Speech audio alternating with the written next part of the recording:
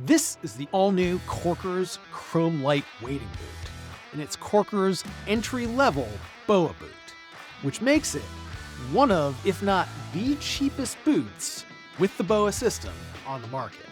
And today, I'm here to review it. But the price point and the BOA system are not the only things that are unique to this new Chrome Lite. In fact, if you're a fan of Korkers boots, the most interesting part about this is what it doesn't have, and that is the Korkers OmniTrax sole options.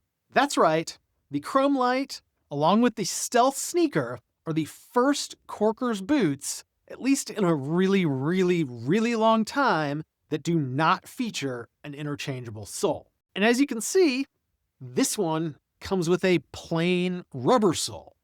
But I'm told that Korkers has done a lot of R&D and that this rubber sole is in fact a better rubber sole than Vibram. With that being said, I am very skeptical. When you buy Korkers, you're buying top-of-the-line traction.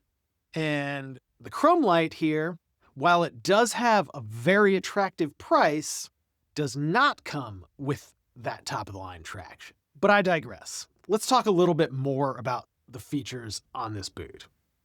It is designed to be an entry-level BOA boot. So we've got a BOA system right here. This boot retails for $180, and that makes it about $100 cheaper than the options from Sims and Orvis. So if you don't like laces, this is going to be your least expensive option.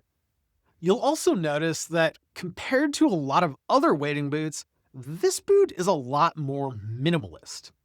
It's thinner, it's a lot more pared down, it just has a lot less going on. And presumably, that's all to save cost as well. But what it does, in addition to saving cost, is reduce weight. So in this new Chrome Lite, you've got a BOA boot that is also fairly lightweight.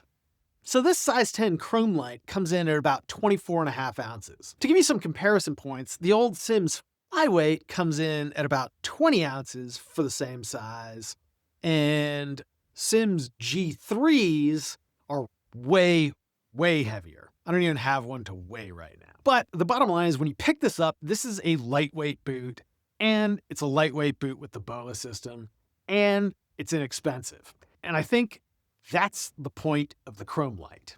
So let's go back to my original skepticism of the sole system. And, well, we're just going to have to take it out in the field and find out how it performs. But of course, if you don't like the out-of-the-box traction, which we'll find out about shortly, there is also a stud system that we're going to try. So let's take this over to the river.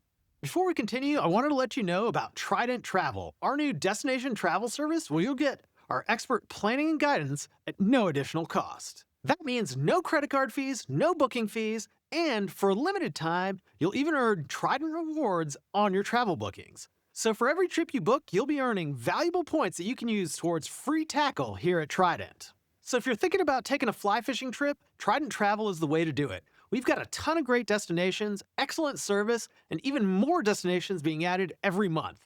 Check us out at tridentflyfishing.com/travel. Now, in the studio, I told you I was skeptical about this new sole. And in particular, I have yet to test a rubber sole that really performs well without studs, or obviously without felt. The good news is, I'd say the sole is pretty good, and it might even be the best all-rubber sole I have ever tested. But that said, I still don't trust it. In all honesty, if you're buying the Chrome Lite, you really owe it to yourself to get a pair of studs. However, once you do put the studs on, these boots are great. They work exactly as you'd expect. The sole has a really nice articulation to it, so it allows it to sort of bend to rocks a little bit better than a traditional sole. And I think that helps with the stud. They seem to have really great grip overall, and I only put the studs on my left foot so I could have a really solid comparison. Even on my non-dominant foot, I felt totally comfortable once I put the studs in with the new Chrome Lite. Perhaps my biggest complaint with these boots is actually with the studs themselves. And all you have to do is take a look at the instruction. And the first one is, they ask you to use a 6mm socket. Who has a 6mm socket laying around? Now, sure, you could use an adjustable wrench, or you could do what I did and just use a 1/4-inch hex socket that everybody has. As it turns out, 6mm is pretty close to a 1/4-inch, and you don't need to put that much pressure on them. It also has a bunch of other confusing instructions, like don't put it 3mm from the edge. I don't really know what 3mm is, and I'm not about to bust out a ruler just to put in some studs. All right, rant over. They work very well. However, like all studs, they are going to be prone to falling out from time to time.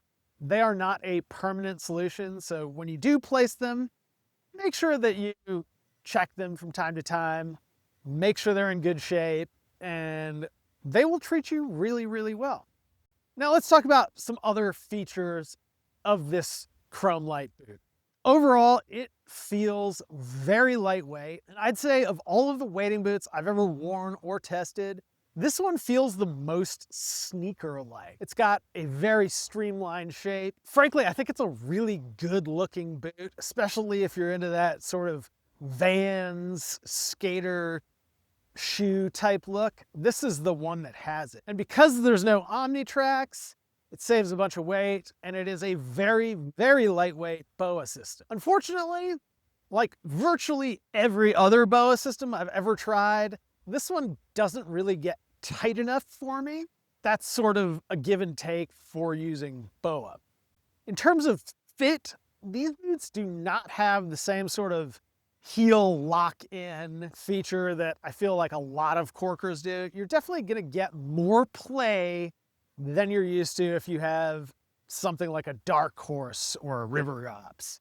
But if you have those boots, you're probably not looking to get into these anyway. I also tested the Bantam Lite today, and I would say if you're choosing between the two, which are a very similar price point, this is gonna be the one if you want the BOA, but I prefer the Bantam Lite for just about everything else. It's a lighter boot.